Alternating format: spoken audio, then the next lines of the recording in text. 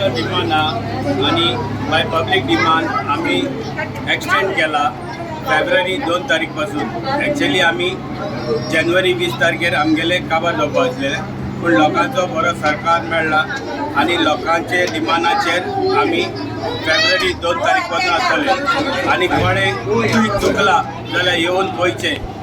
हे fish canal जे जावन फर्स्ट टायम गोंयांत जालोले आसा आनी लोकांक सगळ्यांक काळजांतल्यान देव बरें करूं म्हणटा की ते सगळे येवन आमकां भरपूर सांगात दिलो.